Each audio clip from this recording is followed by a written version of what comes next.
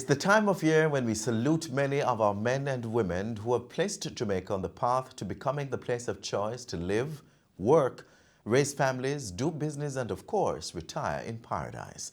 In November, we recognize our youth, persons who work in local government and community development, the civil service, and journalism. But today, we'll focus on just two groups, our farmers and our parents.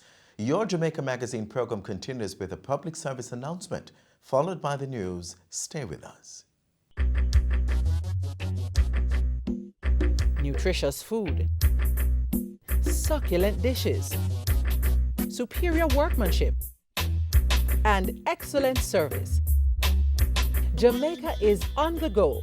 Let's grow what we eat and eat what we grow. Let's harness the indomitable spirit of our most valued resource, our people. Let's support our local businesses. After all, buying Jamaican means building Jamaica. Original.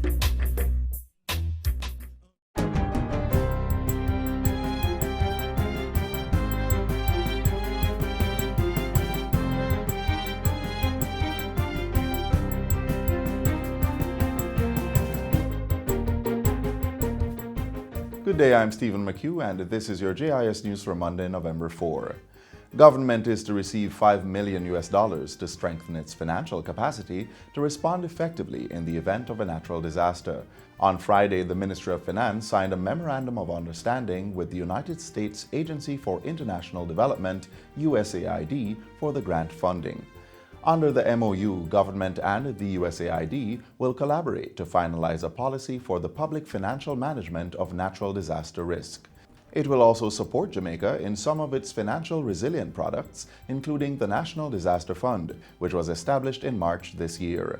In addition, Finance Minister Dr. Nigel Clark says the MOU will offset the cost to procure instruments that will fiscally protect the country in the event of a natural disaster. And of course, the grant will support Jamaica as we seek to improve the governance of the funds that will be placed in our natural disaster fund. USAID Assistant Administrator for Latin America and the Caribbean, John Barsa, says it will help to safeguard against losses during natural disasters. Jamaica's exposure to natural disasters can put all of these accomplishments at risk.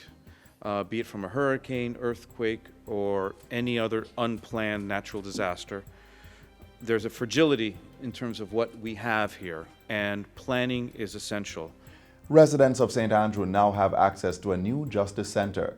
It was constructed at a cost of approximately $20 million and opened last Friday. Funding was provided through an agreement between the government and the European Union. The center is equipped with offices for restorative justice and child diversion services. We look forward to make you happy by the results that we hope to show, not only in the provision of better legal services, not only to ensure that justice is dispensed in a timely manner, and that all the people of Jamaica can access justice, but by the facilities that we're putting forward to make sure that the people of this country can not only access, but can have justice provided in attractive surroundings. The minister was speaking on Friday at the opening of the Justice Center. This brings the total number of parish justice centers to 8. Meanwhile, St. Andrew will soon have another justice center. Minister of Justice Delroy Chuck says demolition work has already started for the construction of the Justice Center in Stony Hill. We hope that that can be opened within the next 2 years. But we needed to ensure that another Justice Center should be opened. And so when this one is opened, then it will be there. The Stony Hill Justice Center will be built at a cost of $160 million. Work is also ongoing for the establishment of similar facilities in St. James, Spanish Town, Hanover, and Clarendon. Health and Wellness Minister Dr. Christopher Tufton says the tobacco control legislation will be laid in Parliament early next year. Dr. Tufton says Cabinet has already approved drafting instructions for the development of a comprehensive tobacco legislation. The ministry has been liaising with the Chief Parliamentary Council to have the latest draft of the bill settled and presented for tabling. Their comprehensive tobacco control legislation is a priority, Mr. Speaker. And this has been included as a part of an Inter-American Development Bank loan for the general strengthening of health systems in Jamaica. As such, the IDB has engaged a local legal drafting expert to support the ministry's efforts in fast-tracking the passage of the legislation. The Office of the Prime Minister is awaiting the Attorney General's Chamber's comments on a draft bill to make it mandatory for the names of both parents to be on every Jamaican's birth certificate. The draft bill, entitled An Act to Amend the Registration of Births and Death Act, was sent to the Registrar General's Department in March. Since then, the agency has reviewed the bill and made the requisite comments. Based on those consultations, the draft bill was sent to the Attorney General's Chambers for further review. The bill is aiming to make it mandatory for A, the mother of a child born out of wedlock to disclose the identity of her child's father, and B, in circumstances where such a mother is unable to reveal the particulars of her child's father, provide a declaration to the registrar outlining the reasons for her inability to disclose his identity. Dr. Tufton was speaking during last Tuesday's sitting of the House of Representatives. And finally, Prime Minister Andrew Holness is appealing to parents and guardians to refrain from leaving minors home alone. His call comes amidst the death of 2 children in a fire in the community of Paradise, Norwood St. James, recently. Mr. Holness has reiterated the need for greater supervision and protection of children from this type of tragedy, which can be prevented. You can't light matches and candles in these houses. Get solar lamps. They last 8 hours fully charged, and you have 2 levels of brightness. And you can hang them in your house like a bulb. And they work and we give them away free. The Prime Minister was speaking at the handover of keys to fire victims of 194 Bay Farm Road. That fire also resulted in the death of a 9-year-old boy. I'm going to ask the Ministry of Science, Energy and Technology to come into this constituency and distribute so that we don't have any more fires resulting in the death of children by virtue of either improper connection of electricity or open flames, such as candles and home sweet home lamps, which sometimes turn over. And that's it for JIS News Today. I'm Stephen McHugh. Thanks for watching.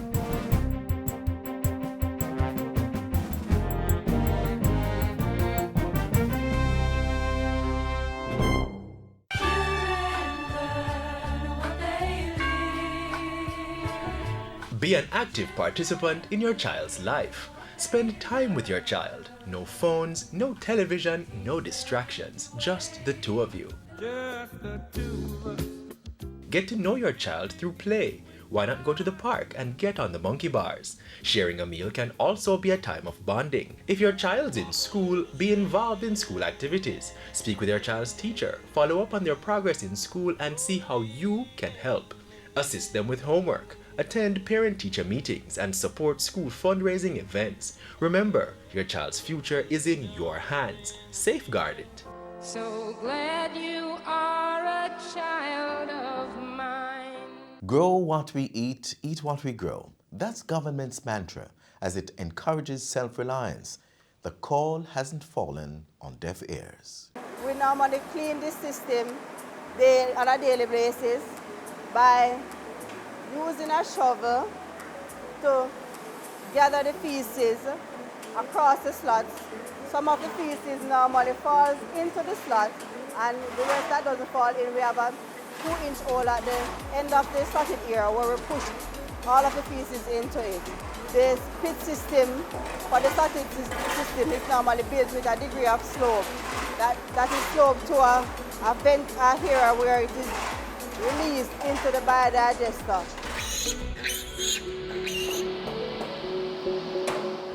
What if I told you there's an easier way to do this? Students from the Ebony Park Arts Academy in Maypen, Clarendon have designed a unique way, modern if I may say, of effectively cleaning your pig pen. A design which they had on display at the recently held Dembe Agricultural Show. Take a look.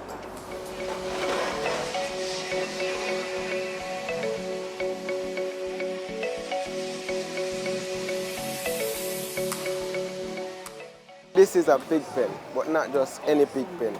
This is a hydraulic slotted pig pen. Normally, pig pens aren't made to just move up and down. They don't have any up and down movements. So with this pen now, we make it that it can use the hydraulic system and let it go up for better sanitization of the pen itself. So this pen is connected to a biodigester.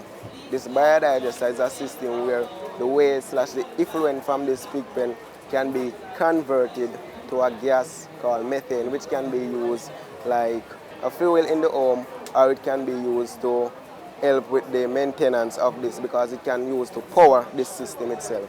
As said before, this is a hydraulic slotted pig pen, therefore after a while there will be a buildup of feces and excessive bacteria beneath the pen. Therefore the hydraulic system would come in place because this would allow us to clean beneath the pen effectively. Before we clean beneath the pen, we place a fiberglass beneath the pen to prevent the excessive feces and waste material from passing through because we don't want it to touch you while we are beneath the pen cleaning.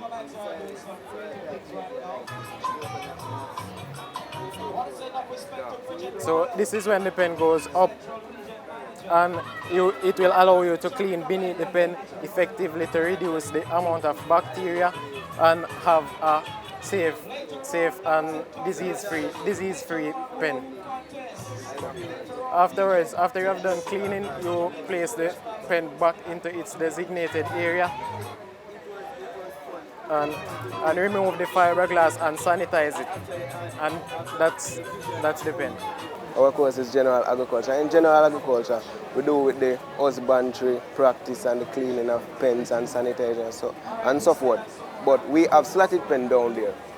And we have noticed that, you know what, with the slotted pen now, after a period of time, you may have a accumulation of bacteria because of small pieces of feces here and there. And remember, the swine / the pig are some animals which they easily catch disease and are easily infected. So that is why and how we come up with this invention. We don't have lots of difficulty because our senior instructor, Sir Calvin, has supplied us with most of the resources needed. But the challenge that we face was mainly making this component, making the up and down movement without the use of electricity. So we had to think about it thoroughly. We just buck up on some syringes. So what we did was, we noticed that when you connect two syringes with a tube, when you push one down, the other one will go up. So we think about it and say, mainly we can use this as the hydraulic component of it using water. Like a liquid, you can use any liquid, not a too thick liquid, a liquid which can flow freely and make the movement. So we have the tendency to connect the syringe to each corner, to 4 corners, and to these syringes we connect them on the framing. So when we have the tendency to push down the syringe, the pen will go up, and when we push up the syringe, the pen will go down. So that is our hydraulic component of the system. Youth involvement in agriculture is top priority for the government. And with a system like this one, designed to integrate modern technology and agriculture, what more could you possibly ask for?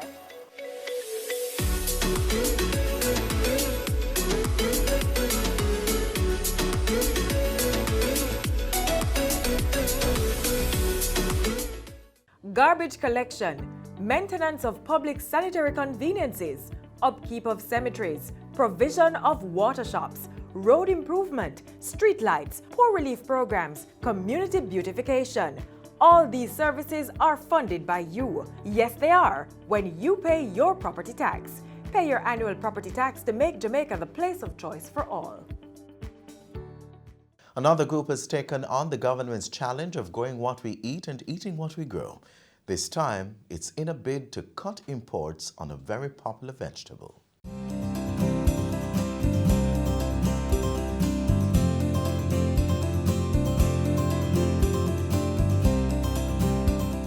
In July 2017, the Caribbean Broilers Group launched Imagination Farms to produce homegrown products. Now, it's planting onions, Scotch bonnet pepper, sorrel, sweet corn, and West Indies Sea Island cotton on 400 acres of farmland in Hill Run, St. Catherine. Caribbean Broilers reaped 12 acres of onions under its homegrown brand. This venture is responding to an appeal from government for ramped-up local production of onions. The statistics are telling us that right now we import over 80% of the onion that we eat. It is hoped that Imagination Farms output will help to reduce imports by 10%. The company has plans to increase this to 50% over the next 5 years. We have a targeted program where we are looking at import substitution and looking at export potential.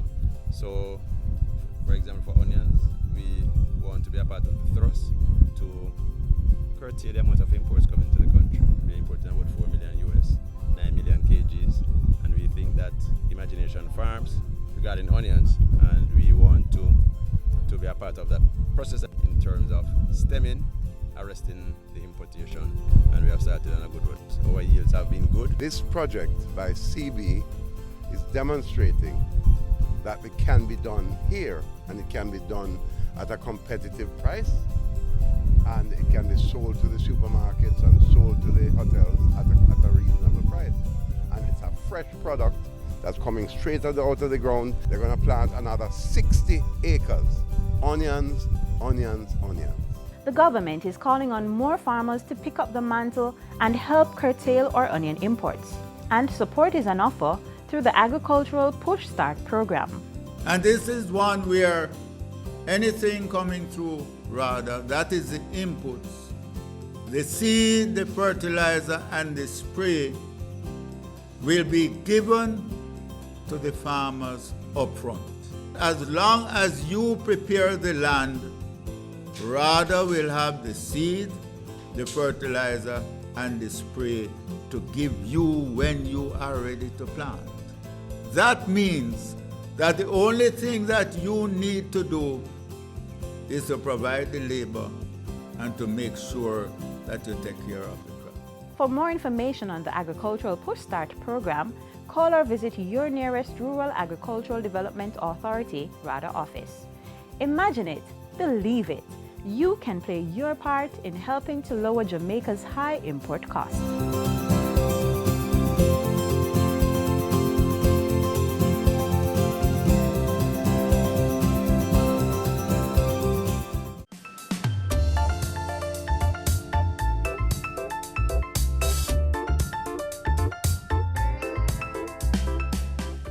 Parents, your role as guardians and caregivers is an important one. We want to encourage you to continue being your children's best example of who they should aspire to be. We know it's no easy task, but take heart with this next feature.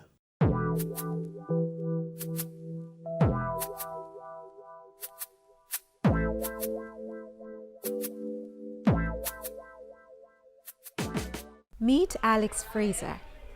He's a 10-year-old student of Dunrobin Primary School in Kingston. He's just like most other boys his age.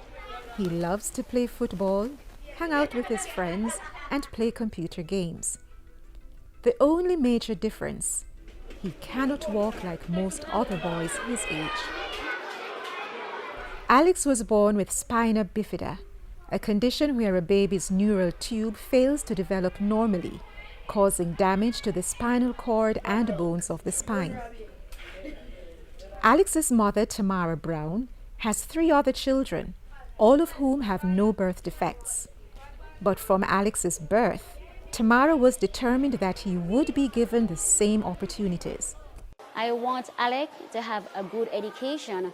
No matter if anything happens to me tomorrow, I want him to have a good education. Can't complain, the children, the teachers love him a lot. It's fun having Alex around, even though sometimes it's like he's not even there. He's so quiet, he's so obedient, and he gets along well with his parents. Parenting a child with disabilities like Alex's takes extra special loving care. I have to make sure, go to school, eat, because Alex is a very sick child. Alex have high blood pressure, Him has a kidney problem. Them have to take antibiotic every day. Them have to take mineral oil every day. It means Tamara has to be at school with Alex for the entire school day on many occasions, as there are times when he doesn't have an assigned special needs assistant. We're always here for Alex's mom and for Alex. She has been a strong parent though, doesn't complain a lot, but we have been there in support, maybe for lunch or any advice that she would need. So she has been a great parent. Alex's mother, she never gives up. She really wants the best for her child, and she should be commended for actually fighting to get the best in life for Alex. And we're happy he's a part of us. I would like to work with computer when I grow up. Antonika Gunter-Gale, Director of the Early Stimulation Program in the Ministry of Labour and Social Security, works closely with parents of children like Alex, especially in the early stages. Parents, guardians, caregivers of children with disabilities face a number of issues. Financial, is one of them.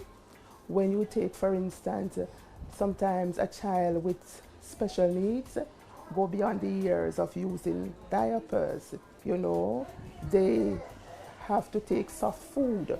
So that means, the blending, the buying of certain food items, So there are a number of challenges. Medication, you think about appointments. The child needs to go to the hearing, specialist. The child needs to go to the audiology. The child needs to go to various appointments.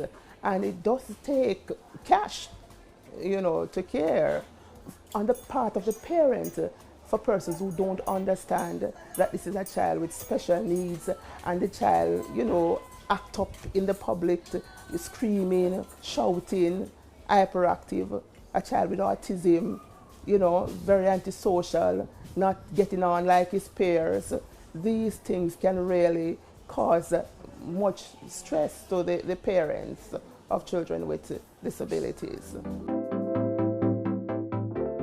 But you might ask, how can a regular parent afford all these expenses?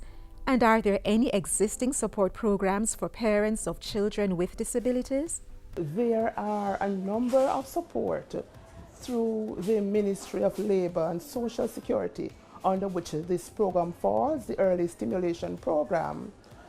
A mother, guardian, who really cannot find the wherewithal to care, you have support in terms of intervention. You have financial assistance in terms of a rehabilitation grant that is offered through the ministry for parents or guardians of children with special needs. You have the Jamaica Council for persons with disabilities that also offer support and financial assistance for, starting up your own business, advice, and, that sort of a thing. So there are a number of areas. We have the PAT program that assists with adaptive aids, such as hearing aids, walkers, wheelchairs, medication.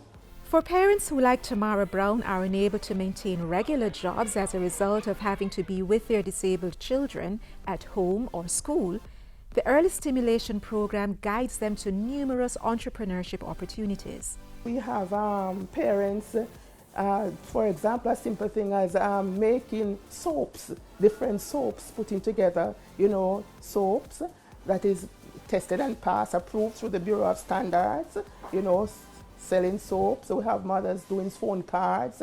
We have parents doing their little craft at home, rearing chickens at home, doing eggs, So there are a number of areas while taking care of the child at home, the parent could do. For more information, you may contact the Early Stimulation Program at 95 Hanover Street, Kingston. Call them at 922-5585. Children with special needs need extra special parents.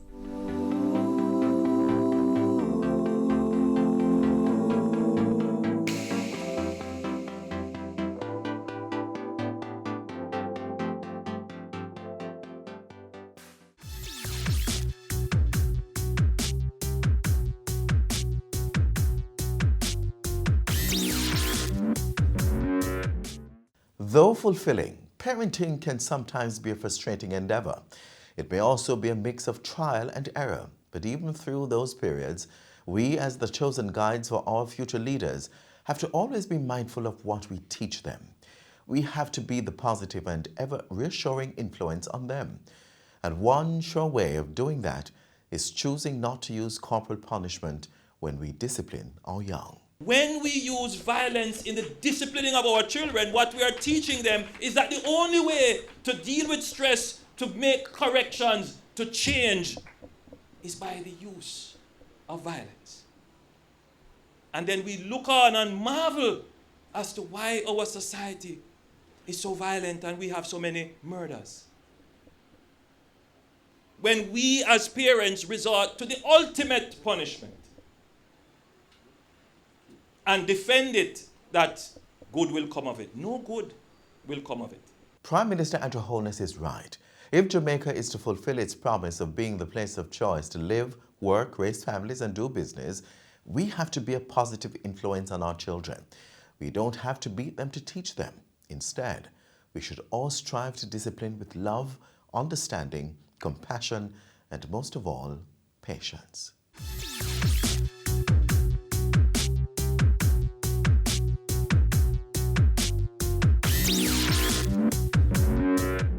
And that's our show. Keep the lines of communication flowing. Send us an email. Visit our website. Follow us on all the major social media platforms. Subscribe to our YouTube channel and download our mobile app. You may also watch this station round about the same time tomorrow for another exciting show.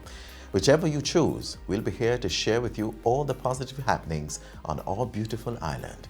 Until then, I'm Adrian Atkinson. Walk good.